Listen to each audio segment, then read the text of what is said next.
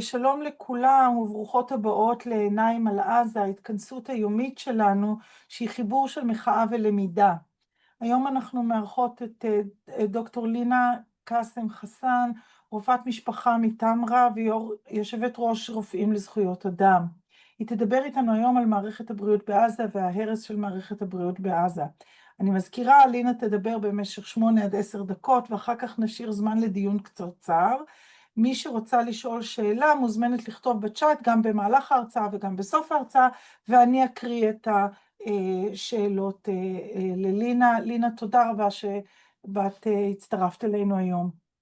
שלום, צהריים טובים לכולם ותודה רבה על ההזמנה ועל היוזמה בכלל של עיניים על עזה, באמת יוזמה מבורכת. זה קצת לא הוגן שביקשתי ממני לדבר על נושא כל כך רחב ב10 דקות. יש המון מה לדבר על מערכת הבריאות בעזה בימינו. אני אתחיל ככה בטקסט שכתב חברי סלאח חאג' יחיא, שהוא מנהל המרפאה הניידת של רופאים לזכויות אדם, שבדרך כלל היינו הולכים פעם בחודשיים לעזה להגיש סיוע רפואי ולהיות שותפים להכשרת צוותים, ומשם באה ההיכרות שלנו בעצם עם מערכת הבריאות בעזה.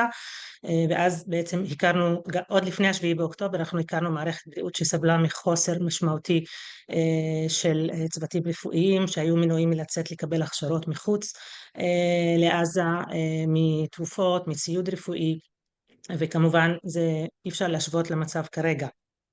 אז סלאח כתב, בשבוע שעבר הפציצה ישראל את ביתו של דוקטור מרואן אס-סולטן והרגה אותו ואת משפחתו. הוא נהרג יחד עם אשתו, ביתו, חתנו, אחותו ואחייניתו.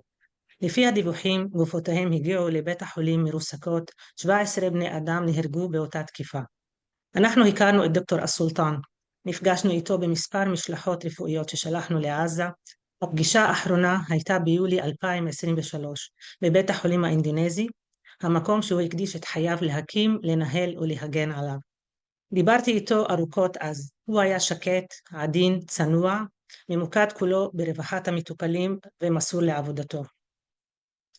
דוקטור אס-סולטן היה מהרופאים הבכירים והמשפיעים ביותר בתחום הרפואה ברצועת עזה, מומחה בקרדיולוגיה ולרפואה פנימית, אחד בשני הקרדיולוגים היחידים בצפון הרצועה, נושא הבורד הירדני בשתי התמחויות, מרצה לרפואה באוניברסיטה האסלאמית וחבר במועצת מומחים מרחבי העולם הערבי. הוא היה גם דמות מפתח בהכשרת רופאים לצנתורים ובהובלת הבחינות להסמכת רופאים ברפואה פולשנית. הוא היה אחד משני הקרדיולוגים היחידים בצפון עזה. חברי דוקטור מוניר אל-בורש, שדיבר איתי בזמן שהיה בבית האבל של משפחת הסולטן, סיפר, הם לא הרגו רק רופא, הם הרגו מדען. זו לא הייתה טעות, זה היה הרג ממוקד. הוא עבר דירה אחרי שביתו נהרס ושם כיוונו אליו ישירות וטבחו בו ובמשפחתו. הוא היה בדרגת הידע הגבוהה ביותר שיש לנו ברצועה, אין לנו עוד אנשים כאלה, ברגע הזה נשאר רק קרדיולוג אחד בצפון כולו. דוקטור אס-סולטן הקדיש את חייו ללמד, להכשיר, לחנך דור חדש של רופאים ורופאות. הוא השקיע את כל מרצו בבית החולים האינדונזי ובחר להישאר בו גם תחת הפגזות ואיומים ישירים על חייו. כשהמבנה הופצץ וחדל לתפקד, פונו החולים פעם אחת לבית החולים כמאל עדואן ופעם נוספת לאל-עודה, וכל פעם דוקטור אס-סולטן וצוותו שיקמו את המקום מחדש. החל בציוד ובמיטות, הכל כדי לאפשר תפקוד רפואי ולו מינימלי עבור תושבי הצפון, במיוחד כשבית חולים כמאל עדואן עצמו הושבת. גם כשבית החולים האינדונזי לא היה פעיל, דוקטור אס-סולטן המשיך לטפל. הוא ארגן תחנות סיוע ראשוני בשכונת שוג'עיה בשייח רדואן, ולעיתים גם בבתים פרטיים, במתנסים ובכל מבנה שיכול להפוך ולו לרגע למקום שאפשר להציל בו חיים ולרפא. כל הזמן נדרשו לפנות, כל הזמן לאלתר מחדש, אבל הוא לא עזב ולא הוריד את החלוק. מאז תחילת המלחמה נהרגו מעל ל-1580 אנשי צוות רפואי בעזה. אחרים נעצרו, עונו והוצאו להורג. מערכת הבריאות בעזה לא קרסה אלא פורקה באופן שיטתי ומכוון, ושותפים בכך כל מי שהוגים את התוכניות, פוקדים את הפקודות ומבצעים אותן ושותקים למראה התוצאות. אז מה שאנחנו רואים בעצם שסיפורו של דוקטור הסולטן הוא סיפור המתקפה המכוונת והשיטתית על מתקני הבריאות בעזה מהיום הראשון למתקפה הזאת. זה בעצם מהווה עוד כלי לרצח העם שמתבצע כרגע בעזה, שמצטרף להפצצות, להרעבה ולגירוש. ישראל הבינה מהיום הראשון שאם אין מערכת בריאות מתפקדת, אין סיכוי שהאוכלוסייה בעזה תשרוד, ולכן מערכת זו הפכה למטרה. מאז השביעי באוקטובר אנו עדים לדפוס חוזר בעצם, ולשיטתיות בממדים חסרי תקדים. כאילו אנחנו מדברים על הרס, על חורבן שהביאו לקריסה מלאה שגרמה להגדלה ניכרת במספר הקורבנות ששילמו בחייהם. וזה נעשה בכמה דרכים, בעצם גם פגיעה ישירה של בתי החולים מהקרקע, מהים, מהאוויר, גם פלישה של כוחות הצבא. זאת אומרת, ראינו את הדפוס הזה של מצור על בית החולים, שמנעו גם הכנסת ציוד רפואי ומים ומזון וחשמל ודלק, מה שגרם בעצם למצב שבו בית החולים לא יוכל לתפקד, וגם לפלישה ישירה של כוחות הצבא, כמו שראינו אחרי המצור, הוראת פינוי של בית חולים אחרי השני, השיפה, אל-עודה, כמאל עדואן, אינדונזי, נאסר וכולי, גם הפצצות ראינו ישירות, וממש טרגטינג, כאילו להפוך למטרה את הצוותים הרפואיים. זאת אומרת, עצם היותך צוות רפואי בעזה, היום הוא גורם סיכון לרצח, למעצר, להפצצה של בית. במקרה הסולטן הוא לא היחיד, אנחנו ראינו דוקטור עלאא אל-נג'אר שאיבדה 9 ילדים, כשבעלה ו9 מילדיה נהרגו בהפצצה על ביתה. אנחנו ראינו גם את ההרג של 15 הפרמדיקים בעצם שנהרגו בדם קר כשהלכו להציל חיים, ומעצר בעצם של רופאים. אנחנו נכנסנו לבתי הכלא וגבינו עדויות מצוותים רפואיים שנעצרו מעזה, והם סיפרו לנו שבמעבר מהצפון לדרום חיילים עצרו אותם, וברגע שידעו שהם רופאים הם פשוט לקחו אותם ונתנו לאחרים להמשיך. רק עצם היותך רופא זה כבר עילה למעצר, לעינויים, ואנחנו ראינו שצוותים רפואיים גם מתו במהלך הכליאה שלהם במתקני הכליאה של ישראל תחת עינויים והזנחה מאוד מאוד משמעותית, כמו דוקטור עדנאן אל-בורש ודוקטור איאד אל-רנתיסי. אנחנו רק כדי לסבר את האוזן מדברים על 720 מתקנים רפואיים שהתקפו, 1580 אנשי צוות שנהרגו רפואי, 360 עצורים שעדיין כרגע מוחזקים משהו בסביבות 180, והבעיה שהמידע המדויק אינו זמין בגלל שישראל מסרבת לתת את המידע. יש 186 אמבולנסים שהותקפו, ולגבי המחסור בעצם הקיים היום, במאי 2025 47% מהתרופות החיוניות חסרות ברצועת עזה, 65% מהמוצרים המתכלים, מתוך מ-1006 פריטים רפואיים 649 לא זמינים, במיוחד למשל דברים שאנחנו צריכים לציוד של לניתוחי לב 100% חסר, לניתוחים אורתופדיים 87% חסר, עיניים 86%, בדיאליזה 57%. בעצם זה מצב שבו מחסור מאוד מאוד משמעותי שלא מאפשר טיפול והצלת חיים. נכון לעכשיו משרד הבריאות בעזה מדבר על יותר מ-56,000 הרוגים בתקיפה צבאית ישירה, המהווים כ2.5% מאוכלוסיית רצועת עזה. מדברים על ממוצע של 90 בן אדם ביום, כולל 28 ילדים ו15 נשים. נתונים אלה מדברים על יותר מ-15,000 ילדים שנהרגו. מומחים בעצם ערכו הערכות שונות לגבי מספר ההרוגים העקיף. יש את המספר הישיר שהוא מההפצצות שהוא ידוע, ויש את ההשלכות בעצם של התקפת מערכת הבריאות והקריסה שלה. זאת אומרת, העריכו כמה הרוגים בסך הכל, כמה אנשים ימותו, ומדברים היום על הערכות בין 180 ל-200 אלף, וזה בגלל היעדר טיפול רפואי, בגלל הרס מערכת הבריאות, בגלל היעדר מערכת מים נקיים ויכולת החקלאות, בגלל רעב, בגלל התפרצות מחלות זיהומיות ומחלות כרוניות שאינן מטופלות, זאת אומרת מחלות לב, סרטן, דיאליזה, מחלות כליות, ואנשים שמחכים חודשים לפינוי, זה גם עוד כלי שגרם להכפלת, בעצם להגדלה מאוד מאוד משמעותית במספר ההרוגים, זה בעצם שהרבה אנשים מחכים לפינוי בשביל לקבל טיפול רפואי מחוץ לרצועת עזה, ומאז כיבוש מעבר רפיח במאי 2025, ישראל מונעת פינוי מטופלים, ואנשים מתים תוך כדי המתנה לקבלת טיפול. אוקיי? ועוד נתון מעניין ומזעזע, שתוחלת החיים בעזה, אם תוכלי להתכנס כבר, לסיום. כן, כן. תוחלת החיים בעזה בשנת 2024 ירדה מ-75 ל-41. זאת אומרת, זה באמת נתון נוראי. מעבר להרג ההמוני של האוכלוסייה בעזה, יש אלפי ניצולים שהם יסבלו מנכויות מתמשכות, יותר מ-4,000 ילדים בעזה עברו לפחות כריתה אחת של גפה, מה שהופך את הקבוצה הזו לגדולה ביותר בהיסטוריה המודרנית. אני לא אעבור על המספרים, כאילו אנחנו מדברים על פחות מ-17 בתי חולים שמתפקדים באופן חלקי, כרגע מתוך 38 בתי חולים, מכשירי CT ירדו מ-19 ל-7, מכשירי MRI 0, אין יותר, זאת אומרת היכולת האבחונית, מעבדות פתולוגיה, מעבדות בדיקות דם, זאת אומרת כמעט ולא קיימות ברצועה, זאת אומרת היכולת האבחונית ירדה כמעט לאפס,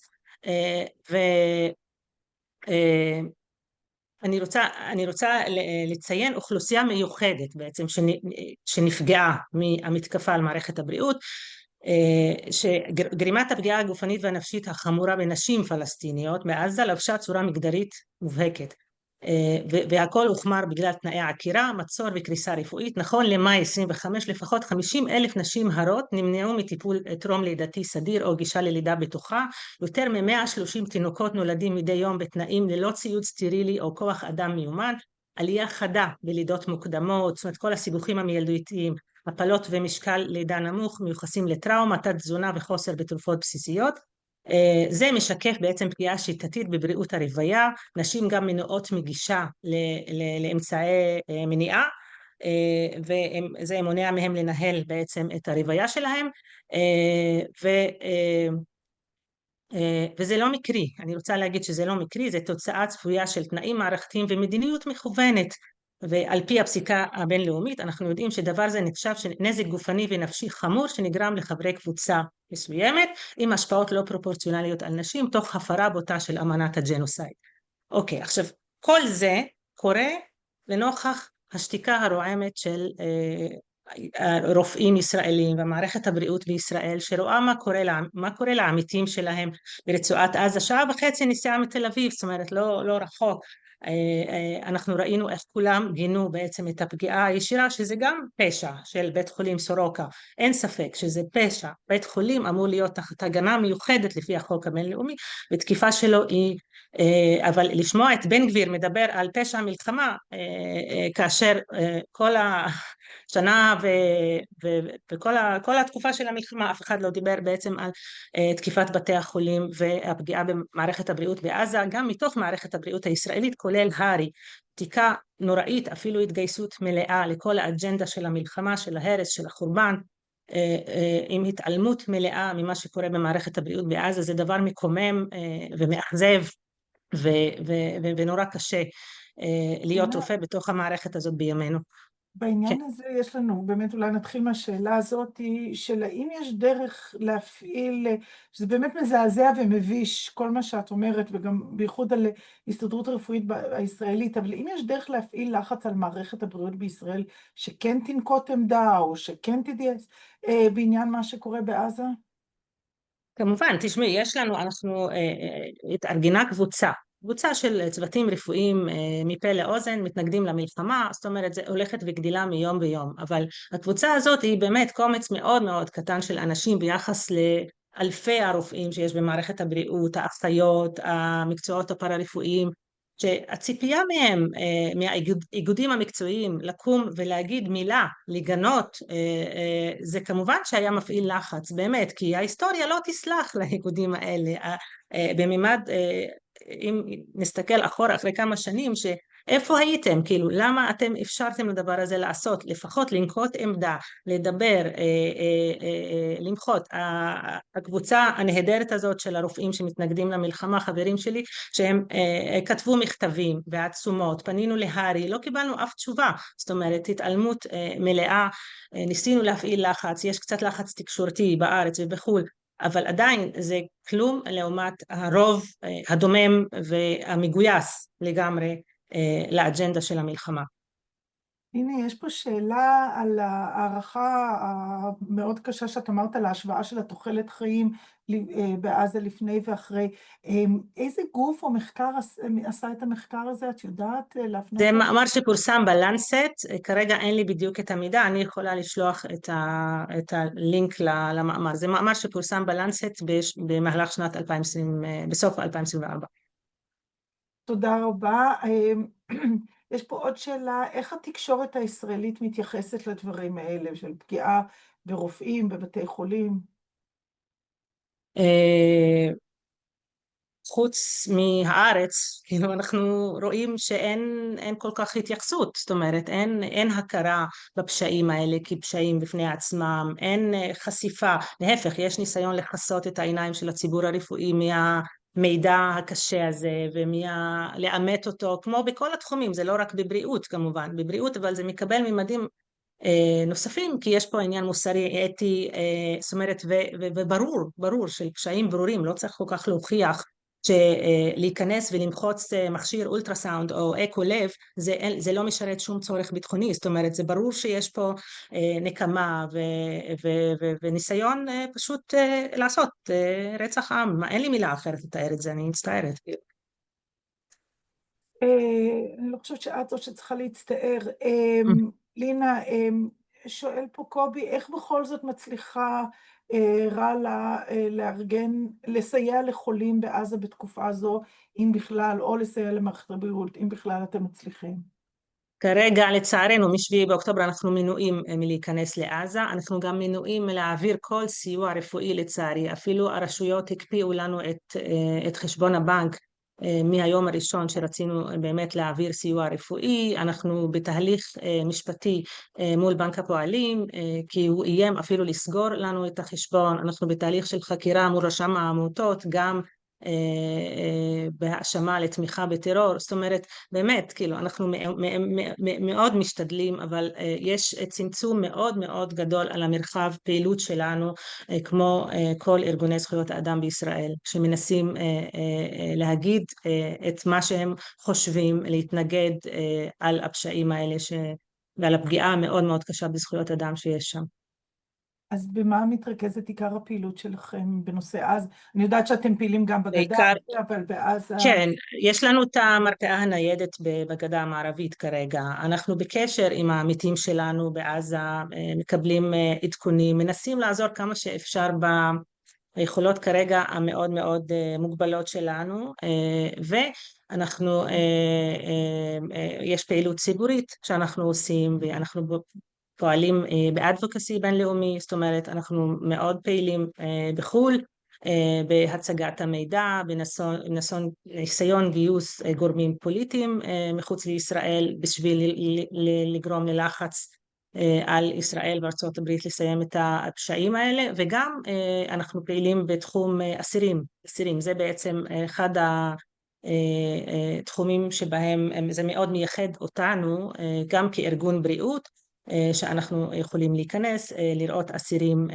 מעזה ועצורים, יש לנו דוחות שאנחנו מפרסמים בנושא הזה, אני מזמינה אתכם להיכנס לאתר ולראות, יש לנו דוח מאוד מאוד מעניין שבו גבינו עדויות מעצורים שהם צוותים רפואיים, וראינו את השיטתיות הזאת במעצר מכוון לצוותים רפואיים על מנת לגרום לקריסה של מערכת הבריאות, ועדויות שחוזרות על עצמם מאוד מאוד קשות של עינויים ויחס משפיל והרעבה ותנאים מאוד מאוד קשים, ואנחנו עובדים גם על מחקר, אנחנו מתעדים בעיקר את מה שקורה, מנסים לחנך גם בתוך מערכת הבריאות וגם באופן ציבורי לגבי מה קורה בעיקר בעניין של זכות לבריאות. יש פה עוד שאלה שהיא תהיה השאלה האחרונה שלנו, לגבי מה ההיסטוריה של הארי, זאת אומרת, מה היו העמדות של הארגון לפני המלחמה הנוכחית, למשל בנוגע של הזנה כפויה של שובתי רעב, או בכלל כן, לגבי... בקשר לשביתות רעב, זאת אומרת, זה היה דווקא משהו אחד טוב שהארי יצאה בו נגד עמדה נחרצת, נגד, זה גם היה בלחץ מרלה, שעמדה נחרצת נגד האכלה בכפייה לשובתי רעב, אבל זה היה בנקודת זמן מסוימת, אבל היסטורית לצערי הארי היא עוד כלי, אני יכולה להגיד שופר אפילו, של המערכת השולטת בישראל, תמיד שימשה ככלי ששירת גם את הצבא וגם את השלטונות, בלי כל העניין של אתיקה ושל מוסר, זאת אומרת היו הרבה דואליות בעצם בסטנדרטים לצערי הרב, וזה מאוד מאוד מאכזב. אכן אנחנו נאלצים לסיים כאן. אני שמתי בצ'אט את הלינק לאתר של רופאים לזכויות אדם, יש שם גם אפשרות גם לראות עוד מהנתונים שלינה דיברה עליהם, וגם לראות אפשרות לתרומה. לינה, אני מאוד מאוד מודה לך. זה דברים קשים, כמו שכולם כותבים, מעוררי חלחלה ובושה. תודה שחלקת את זה איתנו. אני מזכירה שמחר יתארח כאן מירון רפפורט, עיתונאי מאתר שיחה מקומית, שידבר איתנו גם על הרס בעזה, אבל על הרס התשתית הבנויה של עזה, התשתית העירונית של עזה. אני גם מזכירה שאנחנו עובדים על יצירת אתר שבו יהיה ארכיון של כל ההרצאות שהקלטנו, אני מקווה שהוא יעלה עד סוף השבוע. תודה רבה לכולם, נתראה מחר בשעה 2. תודה רבה, לינה. תודה לך.